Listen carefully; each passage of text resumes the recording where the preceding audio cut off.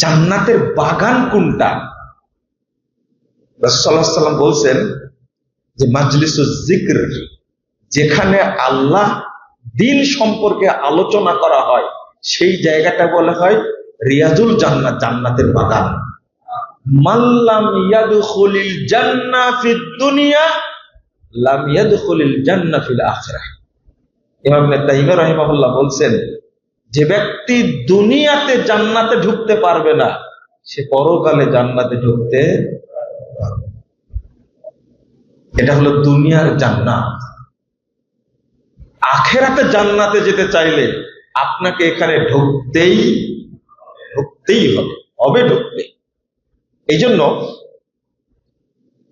শরীয়তের আইনের মাঝখানে অবস্থান করাই হলো দুনিয়াতে জান্নাতে থাকা।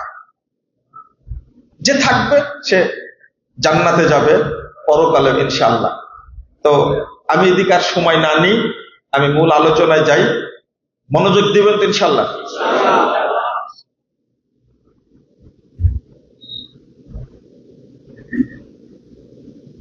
ঐক্যের কথা বলছেন আপনারা, ঐক্যটা আপনার শিরোনামটাকে বলি।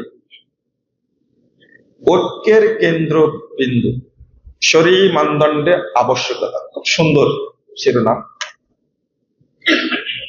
আল্লাহ রাব্বুল আলামিন বলছেন ওয়াতাসিমু বিহাবলিল্লাহি জামিআন ওয়া লা তাফাররাকু। এই আয়াতটা সম্পর্কে আপনারা সবাই জানেন। একজন অর্থ করেন তো এটার,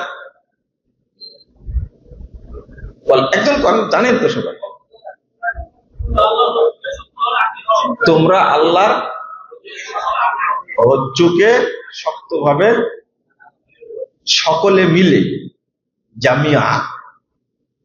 এটা আমি আজকে আলাদা অর্থ করব। এই যে হাবলুল্লাহ মানে কি? আল্লাহর রজ্জু মানে কি? কে বলতে পারে?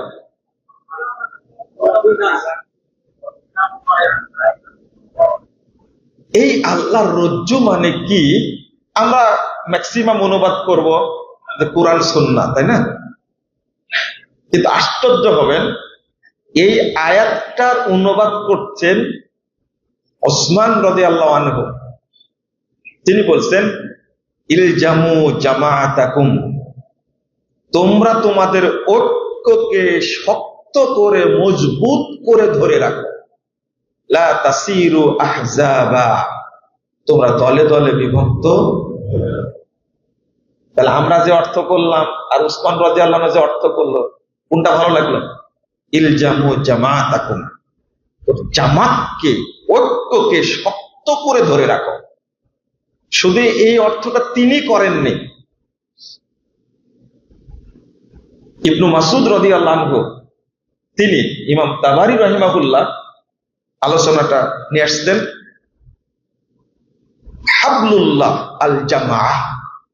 হাবলুল্লাহ বলতে এখানে আল্লাহ বুঝিয়েছেন তোমরা জামাতকে শক্ত করে ধরে রাখো, সবাই মিলে, জামিয়া। ইবনে মাসউদ রাদিয়াল্লাহু আনহু তিনি আরো বলছেন ইলজামু হাদিহি তুআ ওয়াল জামাআহ ফাইন্নাহু হাবলুল্লাহ আল্লাযী আমারা বিহি। সুবহানাল্লাহ। আমরা কি অর্থ করতাম? তো বলছেন জামাতকে এবং আনুগত্যকে তোমরা মজবুত করে ধরে রাখো। ফাইন্নাহু হাবলুল্লাহ, আর সেটাই হলো আল্লাহর রজ্জু। আল্লাযী আমারা বিহি, যে ব্যাপারে আল্লাহ নির্দেশ দান করেছেন। তাহলে হাবলুল্লাহ দ্বারা আমরা বুঝবো আল্লাহ জামাতকে, ঐক্যকে শক্ত করে ধরে রাখতে বলেছেন। শুধু এটা না, এটা বললাম সাহাবীদের কথা। তাবেঈদের কথা শুনেন। আব্দুল্লাহ ইবনে মুবারক রাহিমাহুল্লাহ তিনি বলছেন ইন্নাল জামাতা হাবলুল্লাহ, নিশ্চয় ঐক্যটাই হলো আল্লাহর রজ্জু, আল্লাহর রশি। জামাতটাই আল্লাহর রশি। ফাতাসিমু বিহা, তোমরা জামাতকে, অতএব তোমরা জামাতকে শক্ত করে ধরে রাখো। ফাইন্না হিয়াল উরওয়াতুল বুসতা লিমান দানা, ওই ব্যক্তির জন্য এটা হেদায়েতের শক্ত হাতল,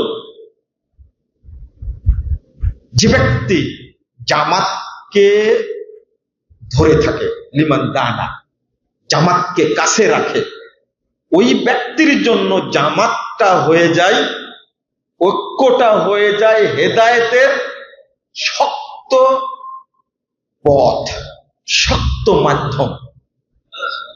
আপনি একাকী থাকলে কত ভ্রষ্ট হওয়ার সম্ভাবনা? বেশি না 100 ভাগ। আমি 100 ভাগ বলছি, আমি বুঝাই দিব আপনাকে 100 ভাগ। আশ্চর্য যে আল্লাহ রাব্বুল আলামিন জামাতকে এত গুরুত্ব দিলেন। 1715 নম্বর হাদিস, সহিহ মুসলিম, রাসূলুল্লাহ সাল্লাল্লাহু আলাইহি ওয়াসাল্লাম বলছেন, ইন্নাল্লাহা ইয়ারদা লাকুম সালাতান, আল্লাহ তোমাদের 3টি জিনিস খুব পছন্দ করেন। একটা হলো আনতা আবুদুহু ওয়া লা তুশরিকু বিহি শাইয়্যা, এক নম্বরটা হলো একমাত্র তোমরা আল্লাহর ইবাদত করবে, তার সাথে কাউকে শরীক করবে না, তাওহীদকে মনে রাখবে। 2 নম্বর ওয়া আনতা আতাসিমু বিহাবলিল্লাহি জামিআ, আর তোমরা জামাতটাকে শক্ত করে ধারণ করবে, এইটা আল্লাহ খুব পছন্দ করেন। 3 নম্বরটা হলো ওয়ালা তাফাররাকু, আর তোমরা বিভক্ত হবে না, এইটা আল্লাহ খুব পছন্দ করেন। এই 3টি কাজের প্রতি আল্লাহ সব সময় সন্তুষ্ট থাকেন। আরেকটা হাদিস আছে তিরমিজির মধ্যে, রাসূলুল্লাহ সাল্লাল্লাহু আলাইহি ওয়াসাল্লাম বলছেন, আমি ছোট করে বলি, 3টি বিষয়ে কোন মুসলিম লা ইয়াগিল্লু কলবু ইমরিন মুসলিমিন, 3টি বিষয়ে মুসলিমদের অন্তর কখনো খিয়ানত করতে পারে না।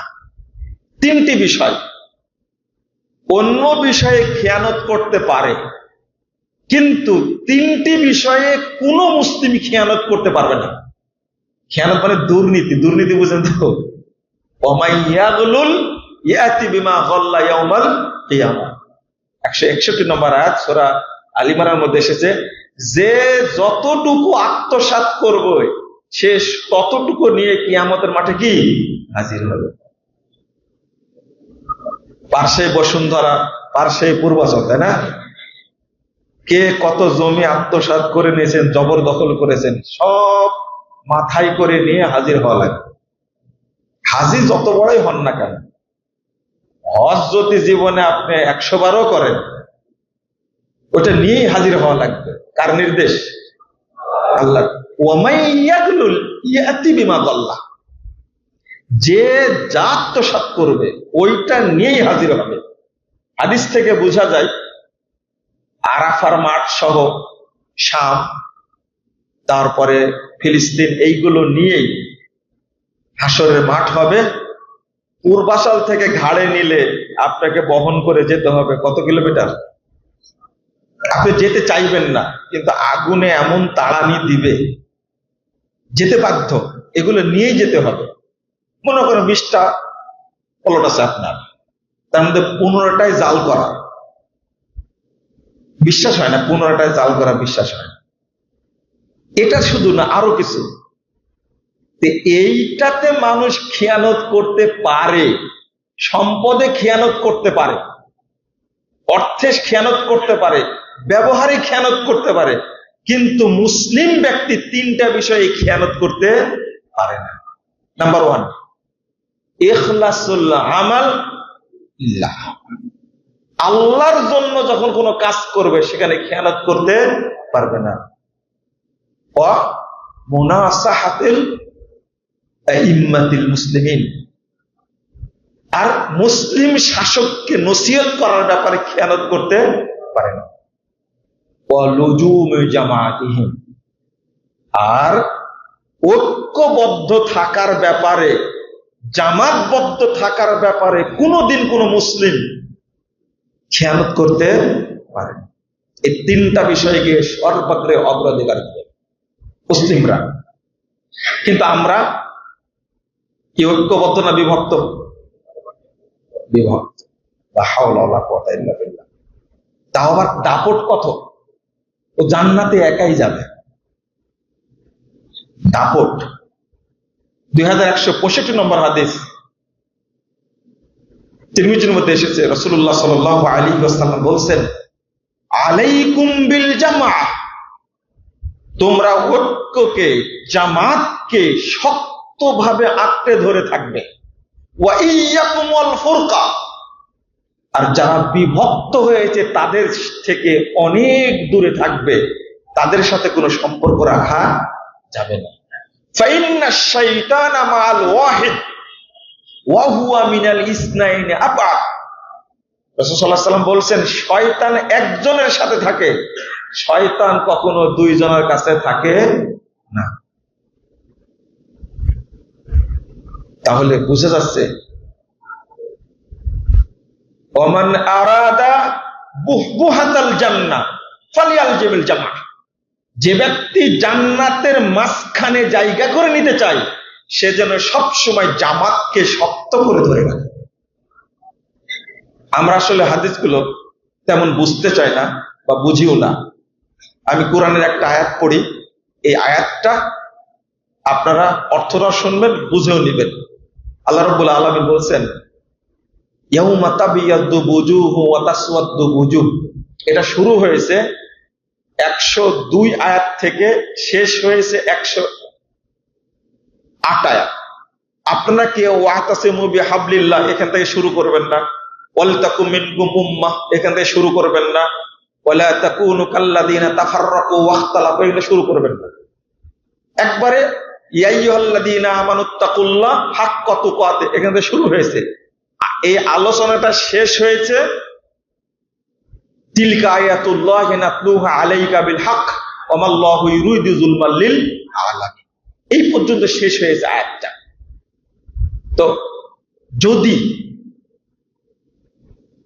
আমরা 106 নম্বর আয়াতটা দেখি, আল্লাহ বলছেন, ইয়াউমা তাবিয়াদ্দু বুজুহ, কিয়ামতের দিন এক শ্রেণীর মানুষের মুখমণ্ডল হবে উজ্জ্বল, আল্লাহ তাদেরকে সম্মানিত করবেন। বলুন আলহামদুলিল্লাহ। ওয়া তাসওয়াদ্দু বুজুহ, আল্লাহ বলছেন এক শ্রেণীর মানুষের মুখমণ্ডল হবে কালো কুৎসিত, নাউজুবিল্লাহ, আল্লাহ তাদেরকে কিয়ামতের মাঠে অপদস্থ করবেন, অপদস্থ করবেন। এই আয়াতটা উল্লেখ করে ইবনু আব্বাস রাদিয়াল্লাহু আনহু তিনি বলছেন যে তাবিয়াদ্দু বুজুহু আহলিস সুন্নাহ ওয়াল জামাআহ, কিয়ামতের দিন যারা আহলুস সুন্নাহ ওয়াল জামাআহ, আহলুল হাদিস যারা হবে, তাদের মুখটা কিয়ামতের দিন জান্নাতীদের চেহারার মতো হবে। না আলহামদুলিল্লাহ বলতে হবে, বলেন আলহামদুলিল্লাহ।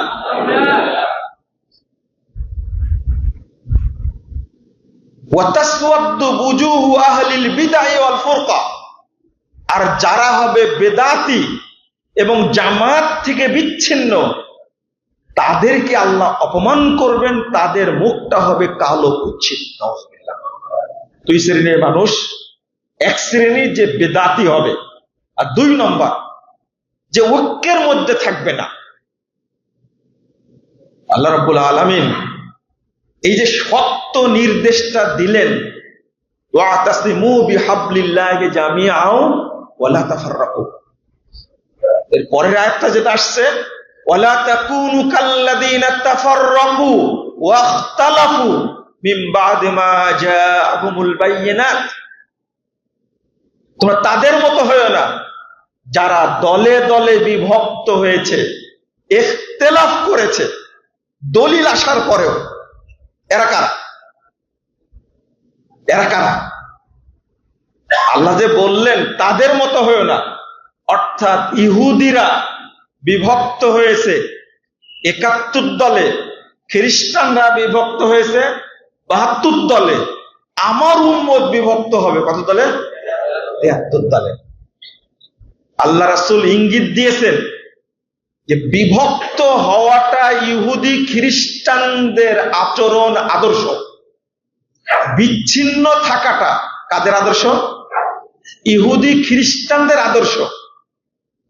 সবচেয়ে বড় বিষয় হলো এখানে দুইটা কথা, সেটা হলো আহলুস সুন্নাহ ওয়াল জামাআহ।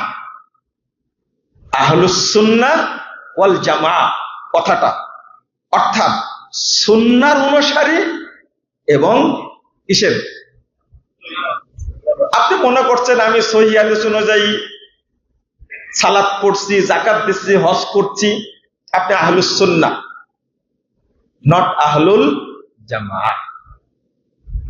আপনাকে শরীয়ত মানার সাথে সাথে কি থাকতে হবে?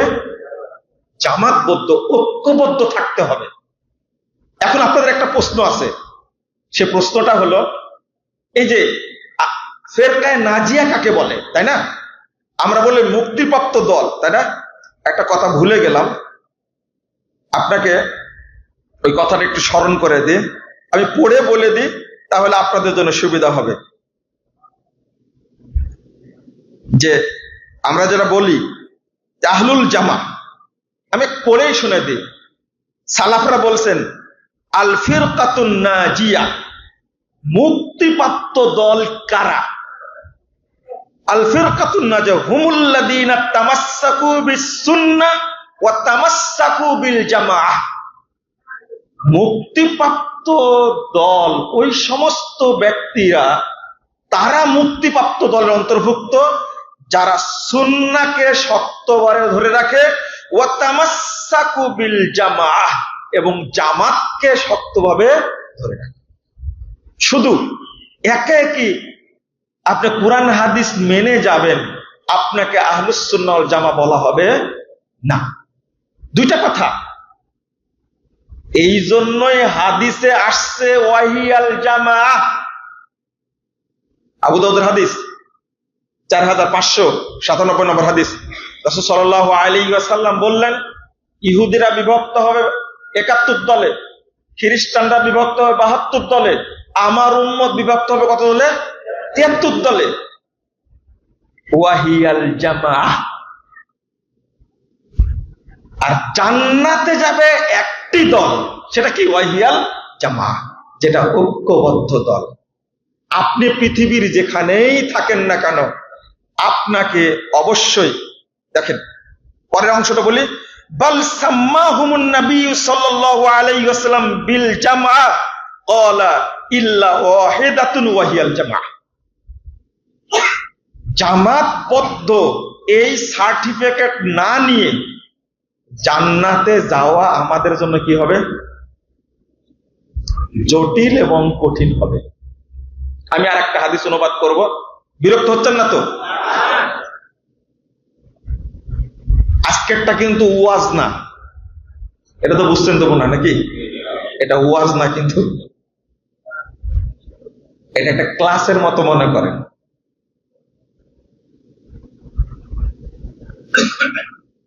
যদি আপনি দাওয়াতি কাজকে জোরদার করতে চান, তাহলে এক শ্রেণীর মানুষকে নিবেদিত প্রাণ, প্রশিক্ষণ প্রাপ্ত, ত্যাগী, যোগ্য, ধৈর্যশীল, সাহসী, জ্ঞানী একটা শ্রেণীকে তৈরি করতে হবে, না হলে সম্ভব না, সম্ভব না। গাড়িয়ে যাস্তার যে চার মোড়ে গোলাম পাকতে কারেশো কে আস মাকফারে দুসদ খার ফিক্রি ইনসানি নামি আয়াত। ব্রিটিশ বিরোধী আন্দোলন এমনি সফল হয়নি, এর পিছনে কারণ আছে। তিনি বলছেন তুমি এই সমস্ত অসংখ্য মানুষ থেকে তুমি পালাও, তুমি এক শ্রেণীর যোগ্য মানুষের আনুগত্য করো। কারণ 200 গাধার ব্রেনকে এক জায়গায় করলে একজন মানুষের মস্তিষ্ক তৈরি হবে? হয় নাকি? 200 কেন, 1000 পুঁটি মাছকে যদি এক করেন, একটা ইলিশ মাছের সমান হবে? আমাকে দেন তো, আমি আপনাকে 1000 পুঁটি মাছ দেব, আপনি একটা ইলিশ মাছ দিবেন আমাকে? এটা বললে পাগল বলবে আপনাকে।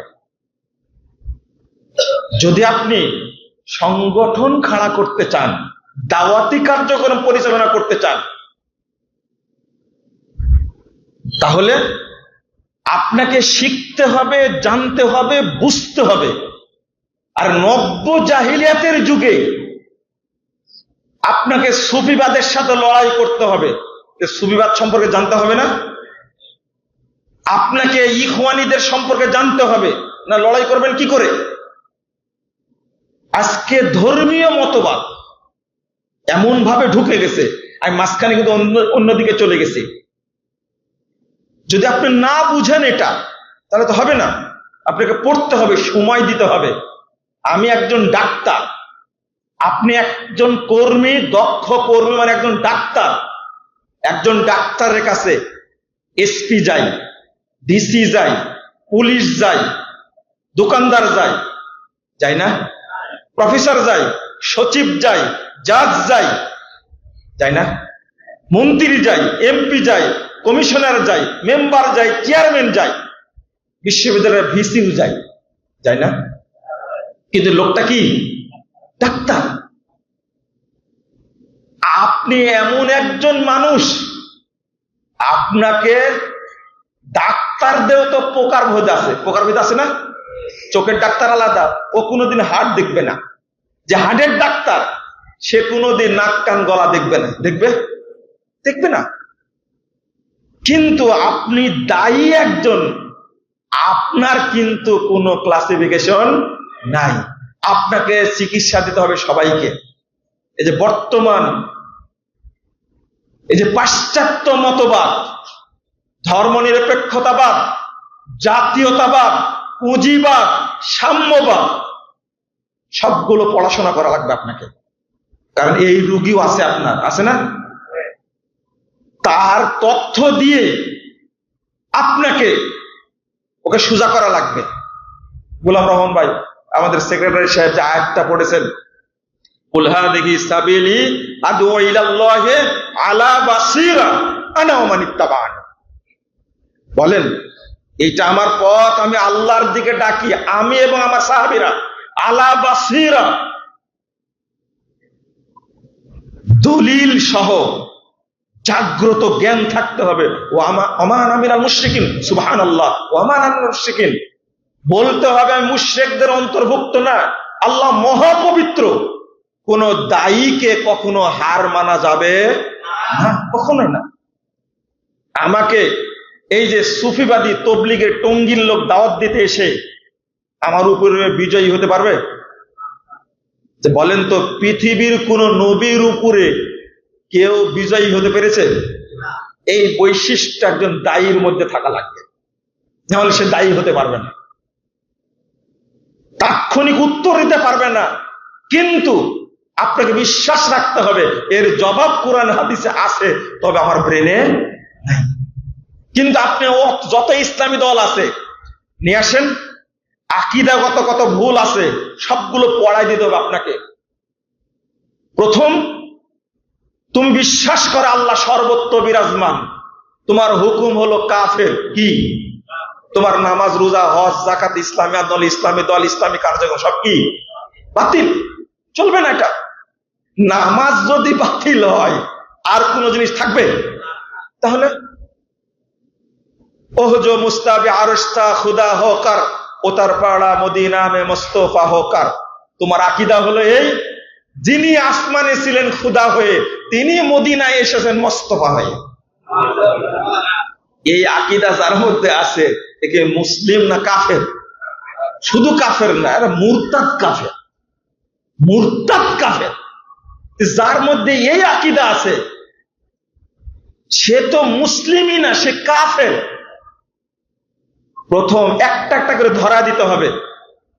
আপনাকে মোকাবেলা করতে হবে এই বিশাল ঝড়কে, এই বাতিলের হিমাদ্রিকে শক্তভাবে মোকাবেলা না করতে পারলে আপনি আহলে হাদিস আন্দোলনের মূল চেতনা যেটা, সেটা মানুষকে ওষুধ হিসাবে ঢোকাতে পারবেন না। আপনি পয়েন্ট জানতে হবে। এরপরে জাতীয়তাবাদে বিশ্বাসী একজন মুসলিম, সেও মাথায় টুপি দেয়, মসজিদে আসে, সালাত পড়ে, আসে না? তাকে বোঝাবেন কি করে? আপনাকে জানতে হবে জাতীয়তাবাদে প্রথম বুড়া মতবাদ যে ধর্মকে হরণ করেছে, অপহরণ করেছে, উপাদান 6টি আপনার জানা লাগবে। এখানে ধর্ম নাই কেন? ধর্মনিরপেক্ষ মতবাদ একটা কুফরি মতবাদ, একটা তার বিরুদ্ধে আপনাকে সংগ্রাম করতে হবে। যেটা রাষ্ট্রীয়ভাবে চালু আছে, অস্থি মজ্জায় গাঁথা আছে, ওইটা চিকিৎসা করতে, অপারেশন করতে হলে ওইরকম দক্ষ ডাক্তার লাগবে না? আমি মাঝখানে একটু আপনাদের প্রতি কি বলবো, এটা ক্ষোভ নিয়ে কথাগুলো বললাম, একটু মনোযোগ দিয়ে শুনতে হবে ইনশাল্লাহ, তাই না? রাগ করলে রাগ করা যাবে না, রাগ করা যাবে না। আবার প্রশিক্ষণের আয়োজন করব। আমি আপনাদের অনেক সম্মান দিয়েছি যে প্রথম প্রোগ্রামটা ঢাকা উত্তরের হবে, কোথায়? উত্তরখানে হবে, এবং আসছি আলহামদুলিল্লাহ। আপনাদের প্রতি এত খুশি যে আপনারা আমাদের সময় দিয়েছেন, আলহামদুলিল্লাহ। বারাকাল্লাহ ফিকুম ওয়া জাযাকুমুল্লাহ খায়রান। চলুন, আমাদের সময় কম হবে, একটু লক্ষ্য করেন। চলুন ওই মূল জায়গায় আবার যাই। রাসূলুল্লাহ সাল্লাল্লাহু আলাইহি ওয়াসাল্লাম বলছেন, 181 নম্বর হাদিস, সহিহ মুসলিম, আল্লাহ যে কিয়ামতের মাঠে আপনাকে আমাকে সম্মানিত করবেন, তার দলিলটা আপনার জেনে রাখার দরকার, জানার দরকার। মাশাআল্লাহ, আমার তুহিন ভাই চলে এসেছেন, আজকের প্রধান অতিথি। তুহিন ভাই বসেন।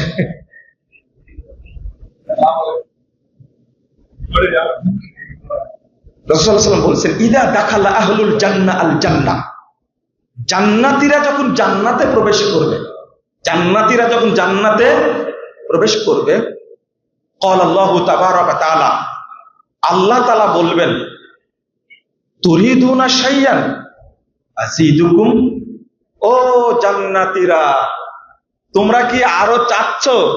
আমি তোমাদেরকে বাড়িয়ে দেব। কে বলবেন? আল্লাহ সুবহানাল্লাহি ওয়া বিহামদিহি।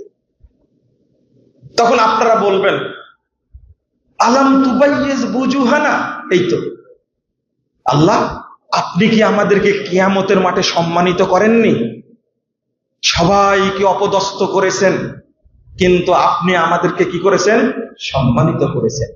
মুমিনরা কিয়ামতের মাঠে অবস্থান করবে, মুমিনরা কিয়ামতের মাঠে অবস্থান করবে এই বাংলাদেশ, আমাদের দুনিয়ার টাইমের মাত্র আধা ঘন্টা। কতক্ষণ? কিয়ামতের মাঠে মুমিনরা টিকতে পারবে না, আল্লাহ তাদেরকে তাড়াতাড়ি জান্নাত দান করবেন, আলহামদুলিল্লাহ। কোন হাদিসে আসছে এই জহর থেকে আসরের মাঝখানে অথবা তার চেয়ে কম টাইমে, এতটুক টাইমে কিয়ামতের মাঠে থাকবে এবং আল্লাহ তাদেরকে সম্মান দিয়ে কোথায় দিবেন? জান্নাত দেবেন। আল্লাহ যেন আমাদের কবুল করেন। এটাই হলো কথা। আলাম তুবাইয়িজ বুজুহানা, আল্লাহ আপনি কি আমাদেরকে সম্মানিত করেননি? ওয়াতুদখিলনাল জান্নাহ, আপনি কি আমাদেরকে জান্নাত দান করেননি? ওয়াতুনাজ্জিনা মিনান নার, আপনি কি আমাদেরকে জাহান্নাম থেকে মুক্ত করেননি? আমরা তো আর কিছু চাই না। আল্লাহ, কি সুন্দর কথা। তখন আল্লাহ বুঝবেন এরা যা পেয়েছে এটাতে কি সন্তুষ্ট। ফায়াকশিফুল হিজাব, রাসূলুল্লাহ সাল্লাল্লাহু আলাইহি ওয়াসাল্লাম বলছেন, তখন আল্লাহ এবং বান্দার মাঝে যে পর্দা, এই পর্দাটা আল্লাহ নিজেই খুলে দিবেন। ফামাউতু শাইয়ান আহাব্বা ইলাইহিম মিনান নাযারি ইলা রাব্বিহিম আযজা ওয়া জাল। রাসূল সাল্লাল্লাহু আলাইহি ওয়াসাল্লাম বলছেন, আল্লাহকে তো কোনোদিন তার আসল চেহারায় দেখেনি, এবার জান্নাতীরা তাকে দেখতে থাকবে। যত কিছু পেয়েছে জান্নাতে, সবচেয়ে বড় নিয়ামত হলো আল্লাহর এই দিদার। আল্লাহ বলছেন, ওয়ারিদওয়ানুম মিনাল্লাহি আকবার, এই আল্লাহর সাথে সাক্ষাৎটা হলো মুমিনদের জন্য সবচেয়ে বড় সহজ। সবচেয়ে বড় পাওয়া। আল্লাহ যেন আমাদের কবুল করেন, আমিন। আপনাকে আমাকে একটা জিনিস চিন্তা করতে হবে, একটু পয়েন্ট নেন এখান থেকে। এক শ্রেণীর মানুষ বলে যে শুধু মুসলিম বলতে হবে, আহলুস সুন্নাহ ওয়াল জামা, আহলে হাদিস বলা যাবে না। বলে তো এই লোকগুলো কি ইবনু মাসুদ রাদিয়াল্লাহু, ইবনু আব্বাস রাদিয়াল্লাহু আনহুর সাথে বেশি পণ্ডিত? ইবনু আব্বাস রাদিয়াল্লাহু আনহু বলছেন, যারা আহলুস সুন্নাহ ওয়াল জামা, আহলুস সুন্নাহ এক হাদিসে আসছে, আর জামা এক হাদিসে আসছে। আহলুস সুন্নাহ ওয়াল জামা মুহাম্মদুর রাসূলুল্লাহ সাল্লাল্লাহু আলাইহি ওয়াসাল্লাম বলে গেছেন, সাহাবীরা বলছেন মুসলিমরা অনেক থাকবে, কিন্তু আহলুল হাদিস সবাই হবে না, আসহাবুল হাদিস সবাই হবে না। তাহলে তাদের এই ধারণাটা ভুল, তাদের এই ধারণাটা ঠিক না। দ্বিতীয়ত নতুন ধারণা। কি ধারণা? নতুন ধারণা তাদের। এই নতুন ধারণা হলো বেদাতি ধারণা। 2 নম্বর হলো যে আমরা যেখানেই অবস্থান করব সেখানে কি থাকবো? ঐক্যবদ্ধ থাকবো। মনে করেন আহলুল হাদিস, একটা প্রশ্ন আপনাদের কাছে আসে, জামাত বলতে তো বোঝাচ্ছে খলিফাদের জামাত, তাই না? মুসলিম খলিফা এবং তার আন্ডারে যারা আছে, বা ইসলামী রাষ্ট্রের যারা জনগণ, তারা হলো জামাতবদ্ধ। যেমন সৌদি আরব ইসলামী রাষ্ট্র, সৌদি আরবের যে জনগণ আমাদের দেশে কম না বেশি? বেশি না? বেশি। কিন্তু এটাকে ইসলামী রাষ্ট্র, মুসলিম রাষ্ট্র, মুসলিম প্রধান রাষ্ট্র। কিন্তু সৌদি আরব কি? ইসলামী রাষ্ট্র। সেখানে শাসকের, ইসলামী শাসকের আন্ডারে সবাইকে থাকতে হবে, বের হওয়া যাবে না। এখন বাংলাদেশ তো মুসলিম রাষ্ট্র, ইসলামী রাষ্ট্র না। মুসলিম রাষ্ট্র, ইসলামী রাষ্ট্র না। আমির আছে এখানে? খলিফা আছে এখানে? নাই। তাহলে আপনারা কি করবেন? রাসূল সাল্লাল্লাহু আলাইহি ওয়াসাল্লাম বলে গেছেন, খেলাফত একাধারে থাকবে কত বছর? 30 বছর। তারপরে কি হবে? খেলাফত থাকবে না। শেষ জামানায় আলা মিনহাজিন নবুওয়া, রাসূল সাল্লাল্লাহু আলাইহি ওয়াসাল্লাম বলছেন শেষ জামানায় নবুয়তের ধারাবাহিকতায় আবার খেলাফত প্রতিষ্ঠিত হবে। এখন খেলাফত নাই, আছে কি? নাই। এখন তাহলে কি করব? আমরা সবার মতো কে আলাদা আলাদা থাকবো? না না। এই জন্যই তো ইয়া আইয়ুহাল্লাযীনা আমানু আতিউল্লাহ ওয়া আতিউর রাসূল ওয়া উলিল আমরি মিনকুম। এই ওয়া উলিল আমরি মিনকুম মানে কি? ওয়া উলিল আমরি মিনকুম মানে কি? এই উলু শব্দটা হলো বহু বচন। তোমাদের মধ্যে যারা উলুল আমর, যখন খলিফা থাকবেন তখন এই আয়াতের অর্থ হল আল উমারা, আমিরগণ। খলিফার নিযুক্ত গভর্নরগণ হবেন তখন উমারা, আমিরগণ। আর যখন খেলাফত না থাকবে তখন হবে আল উলামা, আহলুল ফিকহ ওয়াদ দ্বীন ওয়াল ফুকাহা। সব সাহাবী এবং সব তাবী, সব তাবে তাবী একমত, উলুল আমর অর্থ হলো বিজ্ঞ উলামায়ে কেরাম। খেলাফত না থাকলে তাদের মাধ্যমে ঐক্যবদ্ধ থাকবে কারা? জনগণ। তবুও বিচ্ছিন্ন থাকা যাবে না। আশা করি বুঝতে পেরেছেন। এবার বিচ্ছিন্ন থাকা যাবে না, কারণ রাসূল সাল্লাল্লাহু আলাইহি ওয়াসাল্লাম বলছেন ইয়াদুল্লাহি আলাল জামা। আপনি বিভক্ত থাকবেন, পথভ্রষ্ট হওয়ার সম্ভাবনা বেশি। আজকে মানুষ পথভ্রষ্ট হয়েছে, হাজারো মানুষ পথভ্রষ্ট হয়েছে। কেন? আহলে কোরআন বের হয়নি? হয়েছে না? কি নোংরা ব্যাখ্যা দিচ্ছে।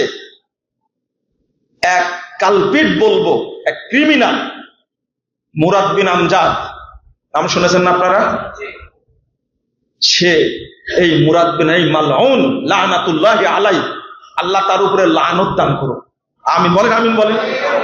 সে হাজরে আসওয়াদকে যে অপমান করেছে, নাউজুবিল্লাহ, এবং কাবা ঘরকে যেভাবে অপমানজনক কথা বলেছে, ও মুরতাদ।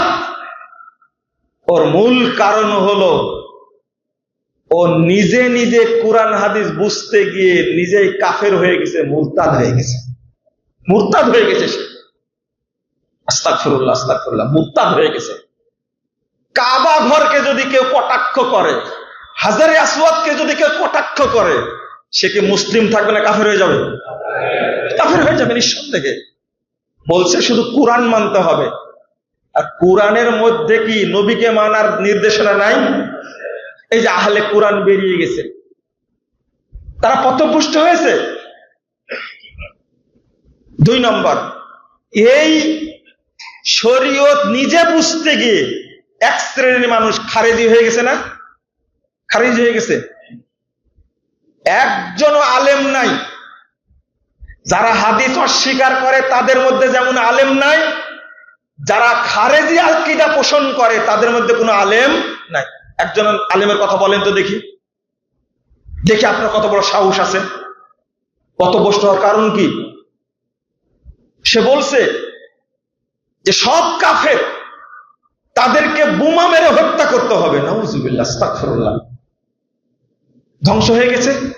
নিজে নিজে বুঝার কারণে কি হয়ে গেছে? ধ্বংস হয়ে গেছে। এই জন্য রাসূল সাল্লাল্লাহু আলাইহি ওয়াসাল্লাম বলছেন, 2166 নম্বর হাদিস, 2166 নম্বর হাদিস তিরমিজির মধ্যে এসেছে, ইন্নাল্লাহা লা ইয়াজমাউ উম্মতি আলা দালালাহ। আমার উম্মতকে আল্লাহ কখনো ভ্রষ্টতার উপরে একমত হতে, জমা হতে দিবেন না। বলেন দায়িত্ব কে নিয়েছেন? আল্লাহ সুবহানাল্লাহি ওয়া বিহামদিহি। কখনো রাসূলের উম্মত যারা হবে, প্রকৃত যারা উম্মত হবে, তারা কখনো বাতিলের উপরে ঐক্যবদ্ধ হবে না। এই দায়িত্বটা কে নিয়েছেন? আল্লাহ। তাহলে কি কোনো সন্দেহ থাকলো? রাসূল সাল্লাল্লাহু আলাইহি ওয়াসাল্লাম এরপরে বললেন, ইয়াদুল্লাহি আলাল জামাআহ। যারা ঐক্যবদ্ধ থাকবে তাদের উপরে আল্লাহর হাত রয়েছে। সুবহানাল্লাহি ওয়া বিহামদিহি। এর অর্থ কি? আল্লাহর হাত রয়েছে, এর অর্থ কি? এত সুন্দর সালাফরা, সাহাবায়ে কেরাম বলছেন, আই সাকিনাতুহু ওয়া রাহমাতুহু আলাল মুত্তাফিকিন। যারা ঐক্যবদ্ধ আছে তাদের উপরে আল্লাহর বিশেষ দয়া এবং রহমত রয়েছে। ওয়াহুম বাঈদুন আনিল খাউফি ওয়াল আদা ওয়াল ইস্তিরা। এই জামাতবদ্ধ যারা থাকবে তারা ভীতি থেকে, ক্ষতি থেকে এবং বিশৃঙ্খলা থেকে অনেক দূরে থাকবে। বলেন আলহামদুলিল্লাহ। ইয়াদুল্লাহি আলাল জামার অর্থ করছেন, ফাইদা তাফাররাকু জালাতিস সাকিনা ওয়ার রাহমা।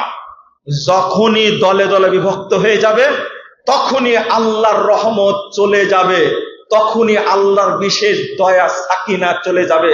ওয়া উকিয়া বাসুহুম বাইনাহুম। আর তখনই তাদের মধ্যে বিশৃঙ্খলা তৈরি হবে। লা হাওলা ওয়ালা কুওয়াতা ইল্লা বিল্লাহ। আপনি যদি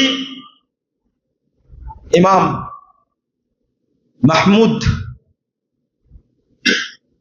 আহমদ আস-সাহরানী তিনি বলছেন, ইয়ানসুরুহুম ওয়া ইউআইয়িদুহুম ওয়া ইউসাদ্দিদুহুম। সুবহানাল্লাহ। আল্লাহর উপরে, জামাতের উপরে আল্লাহর হাত আছে। এর অর্থ হলো আল্লাহ রাব্বুল আলামিন সব সময় তাদেরকে সাহায্য দান করবেন, আল্লাহ তাদেরকে শক্তিশালী করবেন, আল্লাহ রাব্বুল আলামিন তাদের অবস্থাকে প্রশস্ত করে দেবেন। আর যখন আপনি বের হয়ে যাবেন, তখনই কি হয়ে যাবে? 2040 নম্বর হাদিস নাসাইর মধ্যে এসেছে, মুহাম্মদুর রাসূলুল্লাহ সাল্লাল্লাহু আলাইহি ওয়াসাল্লাম বলেছেন, মান ইন্না শাইতানা মা মান ফারাকাল জামাআহ ইয়ারকুস। যে ব্যক্তি জামাত থেকে দূরে চলে যায়, ওই ব্যক্তির সাথে শয়তান থাকে। ইয়ারকুজু, শয়তান ওর পিছনে লাথি মারতে থাকে। লাথি মারতে মারতে কোথায় নিয়ে যায়? কোথায়? মুস্তাদে আহমদের হাদিস, মুহাম্মদ রাসূলুল্লাহ সাল্লাল্লাহু আলাইহি ওয়াসাল্লাম বলছেন, মান শাজ্জা শাজ্জা ফিন্নার, যে ব্যক্তি জামাত থেকে সরে গেল ওই ব্যক্তি জাহান্নামে নিক্ষিপ্ত হলো। শয়তান তাকে লাথি মারতে মারতে কোথায় নিয়ে যায়? জাহান্নামে নিয়ে যায়। এই জন্য তো আমি দাবি করি, অল ইন্ডিয়া আহলে হাদিস কনফারেন্স যখন গঠিত হয় 1906 সালের 21শে ডিসেম্বর তারিখে, মুসলিম লীগ তৈরি হলো। যখন আপোষ করবে, কত বড় তারা ছিলেন দূরদর্শী। আল্লামা আব্দুল্লাহ গাজীপুরী, আল্লামা সানাউল্লাহ অমৃতসরী, আব্দুর রহমান, মোহাম্মদ বিন আব্দুর রহমান মুবারকপুরী, তুহফাজুল আহওয়াজের লেখক, সংকলক, তিরমিজির সংকলক, ভাষ্যকার শামসুল হক আজিমাবাদী, আবু দাউদের ভাষ্যকার, নাউনুল মাবুদের লেখক, শেরে পাঞ্জাব ফাতেহে কাদিয়ান আল্লামা সানাউল্লাহ অমৃতসরী, তার 9 দিন আগে অল ইন্ডিয়া আহলে হাদিস কনফারেন্স গঠন করলেন পুরো আহলে হাদিসদেরকে ঐক্যবদ্ধ করার জন্য। কয়দিন আগে? তাহলে বোঝা গেল প্রচলিত রাজনৈতিক নেতাদের চেয়ে আহলে হাদিস নেতারা ছিলেন দূরদর্শী বেশি। আহলে হাদিসরা ওই জায়গায় আছে, কিন্তু মুসলিম লীগ থেকে হয়েছে আওয়ামী মুসলিম লীগ, তার থেকে হয়েছে আওয়ামী লীগ, ভেঙ্গে কি হয়ে গেছে? শেষ হয়ে গেছে। কিন্তু অল ইন্ডিয়া আহলে হাদিস কনফারেন্স এখনো আছে, আলহামদুলিল্লাহ। বুঝেননি কথা? আল্লামা আব্দুল্লাহ আল কাফি আল কুরাইশি রাহিমাহুল্লাহ আহলে হাদিসদেরকে যেভাবে তৈরি করেছিলেন, তার মধ্যে কত ইখলাস ছিল, তার মধ্যে কত কারামত আল্লাহ দিয়েছিলেন। যেখানে গিয়েছেন, যেখানে হাত দিয়েছেন, আল্লাহ সেই জায়গাতে এত বরকত দান করেছেন। মারা গেছেন 1960 সালের 4 জুন, 1960 সালের 4 জুন। আর আজকে আমরা কথা বলছি 2025 সালের কত? 11 সেপ্টেম্বর। মাঝখানে দীর্ঘ 43 বছর দায়িত্ব পালন করেছেন তারই ভাতিজা doctor Allama professor M A বারী রাহিমাহুল্লাহ, তিনি দায়িত্ব পালন করে গেছেন। দুইজন বড় বড় পণ্ডিত চলে গেছেন, কিন্তু আহলে হাদিসরা ওই জায়গায় দাঁড়ায় আছে, আলহামদুলিল্লাহ। এটা বরকত। আমি মনে করি এটা আল্লাহর, তার পক্ষ থেকে, আল্লাহর পক্ষ থেকে বিশেষ তাকওয়ার গুণে আহলে হাদিসদেরকে ঐক্যবদ্ধ করতে পেরেছিলেন। তার লেখনী এক একটা বই মনে হচ্ছে গনিমত স্বর্ণের খনি এক একটা। যারা পড়ে তারা বুঝেন। আজকে আমরা ঐক্যবদ্ধ না থাকার কারণে ক্ষতি হয়েছে অনেক, এবং আহলে হাদিসদের ঐক্য নষ্ট করার জন্য এক শ্রেণীর কৃমি কীট বলবো, চক্র আহলে হাদিসদেরকে বিভক্ত করার জন্য কাজে লাগিয়েছে। তাদের প্ল্যানটা গুটি হিসাবে কাউকে চালু করে দিয়েছে, আহলে হাদিসরা ঐক্যবদ্ধ না হয়। একটা দিক খেয়াল করেন, আপনি বললেন গর্বের সাথে আহলে হাদিস সমাজ একটা গ্রামে, সে রাজনৈতিক বিভিন্ন দলের সাথে থাকতে পারে, কিন্তু আহলে হাদিস আকীদা, আমল এবং সালাতের ব্যাপারে কি এক। আলহামদুলিল্লাহ।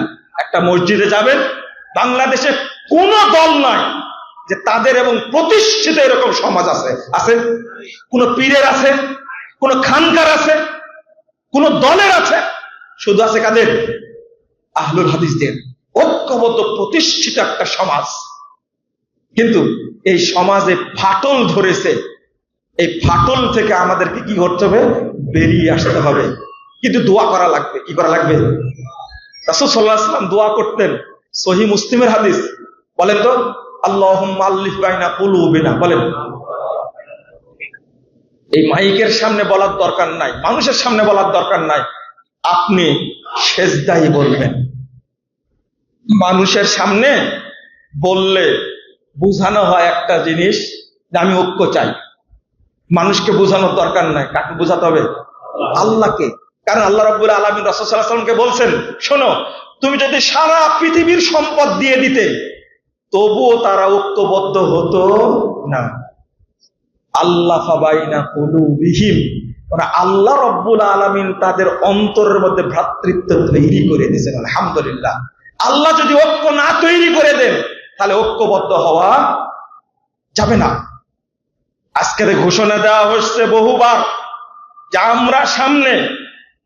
আমরা সর্বশেষ একটা কথা আপনাদের জানিয়ে দিতে চাই, সোহরাওয়ার্দী উদ্যানে আমরা সমাবেশ করবই ইনশাআল্লাহ, করবই ইনশাআল্লাহ। আল্লাহ যেন তৌফিক দান করেন, আল্লাহ যেন কবুল করেন, বলেন আমিন।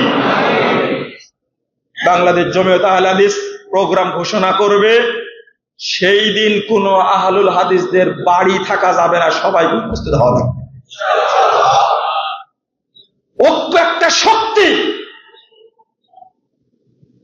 আর অনৈক্য একটা অভিশাপ, অনৈক্য একটা ধ্বংস। আমাকেও বলা হয়েছিল যে আপনি একা একটা সংগঠন একটা কাজ করেন, জমিয়তের দ্বারা কোনো কাজ হবে না, কি করতে হবে বলেন তো? তখন বলছে, আপনি একটা কাজ করেন, আপনি নিজে একটা সংগঠন করে ফেলেন, আপনি আমির হয়ে যান, আমরা আপনার কাছে বায়াত করি। আমি বললাম যে দারুণ প্রস্তাব তো দেখছি। আমি বললাম যে তাহলে আহলে হাদিসদের মধ্যে আরেকটা ভাগ হয়ে যাক, তাই না? আপনারা কি মনে করেন, ভাগ হবে না আরেকটা? আচ্ছা, হিরো আলমের যদি কিছু চামচা থাকতে পারে, আমার কি কিছুই নাই? বুঝেননি কথা? একজনে পাওয়া যাবে না উত্তরখান থেকে? পাওয়া যাবে তো? আমি বললাম ওই লোকটাকে, ইবলিশ শয়তান আপনাকে ছাড়া কাউকে পাইনি এই প্রস্তাব দেওয়ার জন্য। তবে সভাপতি হওয়া, আমির হওয়া, এটা মিষ্টি পদ, বুঝতে পারলেন? কারো উপরে যদি চালানো যায় এটাই যথেষ্ট, ও জীবন পর্যন্ত দিয়ে দিবে। আর মানুষ যত বুড়া হয় তত লোভ হয় কিসে? পদের আর নেতৃত্বের লোভটা বেশি হয়। আল্লাহ যেন আমাদের মধ্যে লোভ না দেয়, আমিন। সবাই থাকবেন কর্মী। যদি আপনি মনে করেন, আজকে যদি আনোয়ার খান ভাই মনে করেন আমি আহ্বায়ক, তাহলে শেষ।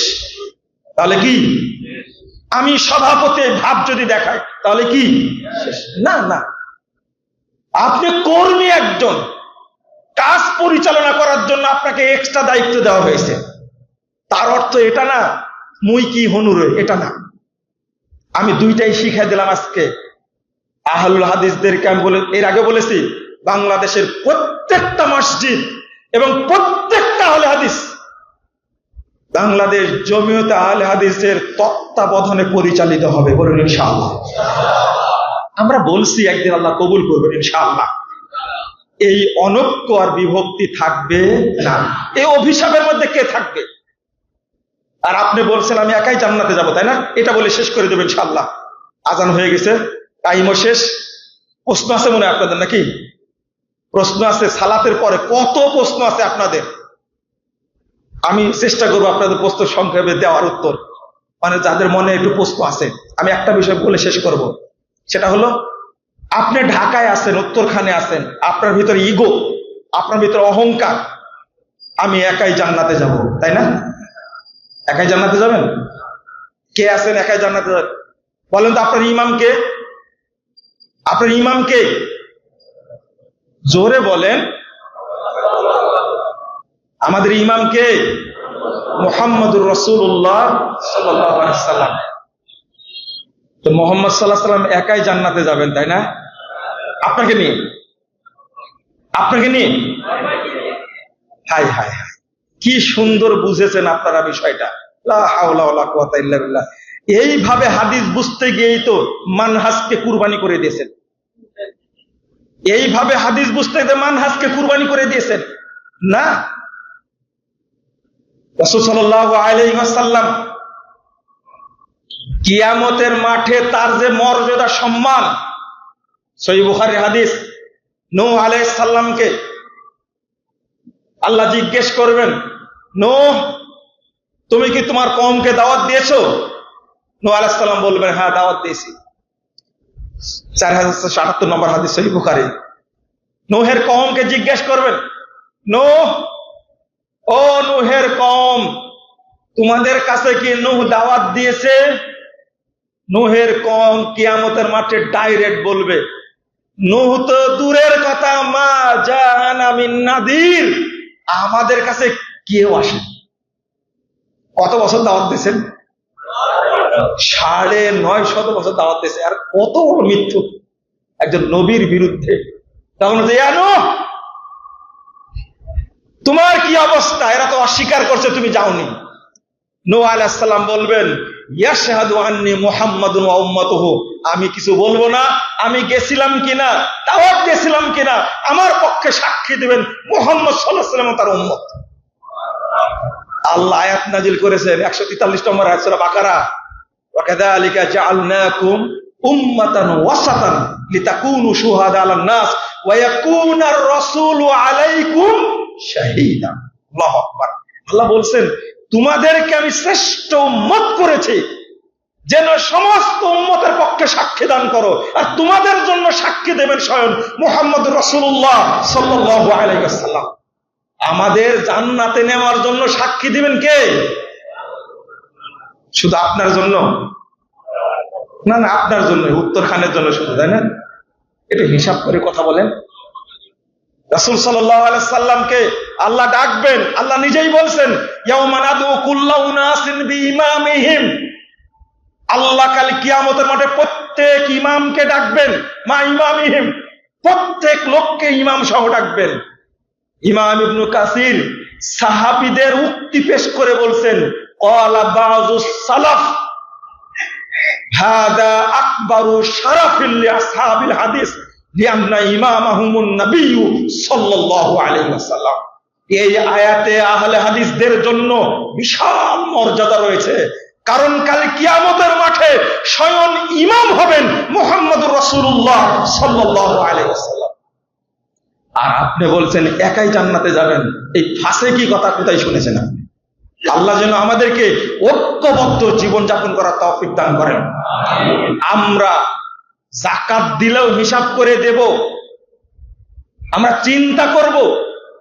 জমিয়ত আহলে হাদিস বিশাল একটা শক্তিশালী ভিত্তি সম্পন্ন ফাউন্ডেশন, তার শক্তিশালী একটা সংগঠন। এই সংগঠন যদি দিনের জন্য কাজ করে আর আপনারা যদি থাকেন সাথে, তাহলে বাংলাদেশ থেকে শিরিক, বিদআত, জাহেলিয়া দূর করতে 10 বছর সময় লাগবে না ইনশাআল্লাহ। আমি তো বলি 10টা বছর সময় দেন। এক পিস টিভির কারণে বাংলাদেশের প্রত্যেকটা ঘরে ঘরে তাওহীদের দাওয়াত ঢুকে গেছে। বেটা মাজার পূজা করলেও বউ কিন্তু আহলে হাদিস হয়ে গেছে। শুধু আমার সাথে ঘুরে দেখবেন, একদিন ঘুরে দেখেন ঢাকা শহরে, চিনে না রিকশাওয়ালাও চিনে। বুঝতে পারলেন? গাড়িতে জ্যামে আটকে গেছে, লোক যাচ্ছে, তাকালেই চিনতে পারে। মানুষ আমাদের গালি দেয়, তো বহু মানুষ আছে তারা হেদায়েতও পায়, আলহামদুলিল্লাহ। আল্লাহ তাদেরকে হেদায়েত দান করেন। পিস টিভি বন্ধ করেছে এই মৌলবীরা, এই মাজার পূজাররা বন্ধ করেছে। আমরা আগামী দিনে তুহিন ভাইকে নেতা হিসাবে দেখতে চাই। আল্লাহ যেন কবুল করে, বলেন। আমরা পিস টিভি আবার যেন দুবাই থেকে সরাসরি টেলিকাস্ট হয়, এই ব্যবস্থা সরকারের করতে হবে। ইনশাআল্লাহ হবে, ইনশাআল্লাহ হবে। এই পর্যায়ে পরিস্থিতি আল্লাহ তৈরি করে দিবেন। বহু একটা টাইম গেছে যখন আমরা দাওয়াতি কাজ করতে পারিনি। এখন আপনারা আমাদের সঙ্গে কাজ করবেন তো ইনশাআল্লাহ। সারা দেশে করতে বলছি না, শুধু ঢাকা উত্তরে করবেন কিনা সেটা বলেন। করবেন তো ইনশাআল্লাহ। যেখানে প্রোগ্রাম দেওয়া হবে সেখানে সবাই উপস্থিত হবে ইনশাআল্লাহ। একদিনে কর্মী গঠন করা যায় না, একদিনে হয় না। গঠনতন্ত্র মাথায় থাকতে হবে, কোন জায়গায় কোন লাইনে কি বলা আছে, কোন ধারায় কি বলা আছে, আপনার মাথায় থাকতে হবে। সবাইকে বলছি না, যারা বিজ্ঞজন আমি পড়ছিলাম যখন 1948 সালে আল্লামা আব্দুল্লাহ আল কাফি আল কুরাইশি সাহেবের প্রণীত গঠনতন্ত্র যখন পড়ছি, তখন দেখছি ওই সময় একজন মানুষের মাথা থেকে যা বের হয়েছে, এখন আমাদের হাজার লোকের মাথা থেকে সেটা বের হয় না। তাহলে ওইগুলাকে যদি মনে না রাখতে পারেন, কিসের সংগঠন করবেন আপনি? কিভাবে সমাজকে প্রতিষ্ঠিত করবেন? এক একটা সমাজকে এক একটা আলোকবর্তিকা হতে হবে ইনশাআল্লাহ। আমাদের ঘুমিয়ে থাকার সময় নেই। আপনি জমিয়ত করবেন আর কাজ করবেন না, এটা হতে পারে না। এই মুরব্বীরাই আমার আসল অনুপ্রেরণা, আর তরুণরা হলো আমার সাথী, তাদের দ্বারাই আমরা কাজ করবো ইনশাআল্লাহ। দারমিয়ানে কারে দরিয়া, কবি বলছেন একটা কথা, দারমিয়ানে কারে দরিয়া তখতা বান্দা কারদা বাজে গিরে দামান তার মতন হুঁশিয়ার বাস। তরঙ্গ বিক্ষুব্ধ সাগর মাঝে বেঁধে দিরে মোলে তক্তায়, বলে দিরে ফের আসল যেন ভিজে না যায়। এটা করলে কি হবে? দায়িত্ব আমাদের উপরে দিয়েছেন, আর জমিয়ত আহলে হাদিস করছেন, কিন্তু নিজে কোনো কাজ করবেন না। আমাদের সাগরে ভাসায় দিয়ে মনে করবেন না যে আমরা চুপচাপ ঘুমায় আর বসে থাকি। আমার পরিকল্পনা বলে শেষ করছি এখন। 1 নম্বর, আগামী 27শে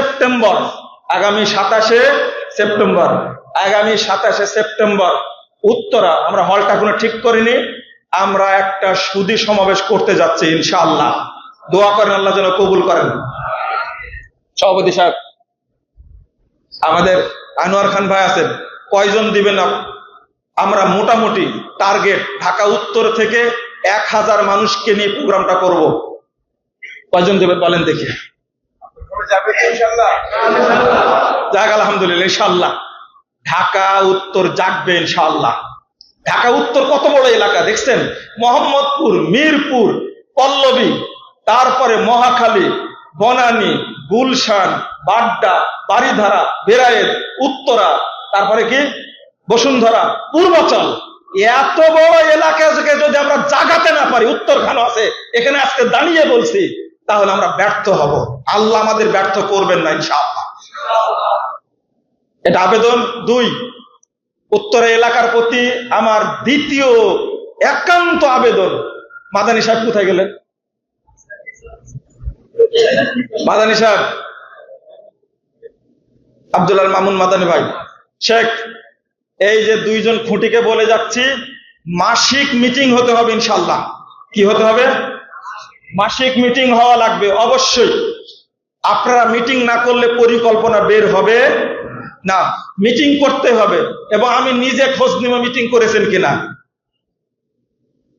আমাকে সন্তান হিসাবে আপনারা মনে করবেন, আমি নেতা না, সভাপতি না, সন্তান আপনাদের। কষ্ট দিলে রাগ করবেন না, ঠিক আছে? যদি করতেই হয় ভালোভাবে করবেন, আর যদি না করতে হয় করবেন না। এই মসজিদ তালিকা আছে, মসজিদের সাপ্তাহিক গুনে গুনে গ্রুপ করে মাগরিব থেকে এশা পর্যন্ত একজন আলেমকে নিয়ে আসবেন, বিষয় ভিত্তিক আলোচনা হবে, তবে হতে হবে বাংলাদেশ জমিয়ত আহলে হাদিসের তত্ত্বাবধানে ইনশাআল্লাহ। বিজ্ঞ আলেমের অভাব আছে? সবচেয়ে বাংলাদেশে বেশি আলেমের কারখানা হলো বাংলাদেশ জমিয়ত আহলে হাদিস। অন্য সব সংগঠনে মূর্খ দ্বারা ভর্তি, কিন্তু জমিয়ত আহলে হাদিসের সুবর্ণের মধ্যে মাদানী আর বিজ্ঞ শিক্ষিত আলেম দ্বারা পরিপূর্ণ। আলহামদুলিল্লাহ।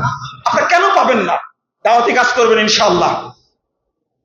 3 নম্বর, একটা প্রশিক্ষণের আয়োজন করতে হবে খুব তাড়াতাড়ি। প্রশিক্ষণ, তবে উত্তরা প্রোগ্রামের পরে প্রশিক্ষণের আয়োজন করবেন। আমি সারা দিন সময় দেবো ইনশাআল্লাহ। সারা দিন সময় দেব। কয়টা ক্লাস নিতে বলবেন আমাকে, কয়টাই নিব আমি। সাংগঠনিক ক্লাস হবে, আকীদার উপরে ক্লাস হবে, ইতিহাসের উপরে ক্লাস হবে, জমিয়ত আহলে হাদিসের অতীত বর্তমান ভবিষ্যৎ এর উপরে ক্লাস হবে। আমাকে যেটা নিতে বলবেন সেটাই নিব। কাকে নিয়ে আসতে বলবেন আমি তাকেও নিয়ে আসবো ইনশাআল্লাহ। কিন্তু প্রশিক্ষণ হতে হবে ইনশাআল্লাহ। ডেট জানাই দেবেন ইনশাআল্লাহ। আমি আসছি তো ইনশাআল্লাহ। আলহামদুলিল্লাহ আসছি। 3 নম্বর শেষ, 4 নম্বরটা এটা বলে শেষ করে বিরক্ত হবেন না। এই উত্তরা এলাকায় একটা কনফারেন্স করতে হবে। আমাদের মাসুদ ভাই কোথায় গেলেন? দাঁড়ান, আপনি দাঁড়ান। একটা কনফারেন্স হতে হবে উত্তরা এলাকায়। ইনশাল্লাহ। এই এই সরি কি উত্তরখান, এই উত্তরখানের আশেপাশে যা মসজিদ আছে একটা কনফারেন্সের দায়িত্ব দিলাম। সভাপতি সাহেব আছেন ইনশাল্লাহ? আপনার সচিবকে? ও আপনি, আচ্ছা এজাক, সবাইকে পাইছি, সব অপরাধীকে পেয়েছি আজকে। আমরা সেই দিন এই 3-4টা কর্মসূচি বাস্তবায়ন করতে পারলে তাদেরকে আমরা মুক্ত করে দেবো ইনশাআল্লাহ। শুরুতে এইগুলো কি কি বললাম মনে আছে তো? প্রশিক্ষণ একটা খুব জরুরি, আর একটা কি সম্মেলন, একটা কনফারেন্স চাই আমরা। আপনারা চান না? সহযোগিতা করবেন তো? আমাদের তুহিন ভাই আপনাকে বলছি, অনুরোধ করছি এই কনফারেন্স হওয়ার জন্য পরামর্শ, সহযোগিতা এবং উৎসাহ সবই চাচ্ছে আপনার কাছে ইনশাআল্লাহ। আল্লাহ কবুল করুক। আমি কষ্ট দিয়ে থাকলে মাফ করবেন ইনশাআল্লাহ। তবে অন্তরটা ভরে গেছে, এই জন্য মানে শরীর দুর্বল থাকলেও মনোযোগটা খুব শক্তিশালী ছিল। আলহামদুলিল্লাহ। আল্লাহ যেন আমাদের সবাইকে একসঙ্গে জান্নাতুল ফেরদাউসে থাকার ব্যবস্থা করে দেন। আমিন।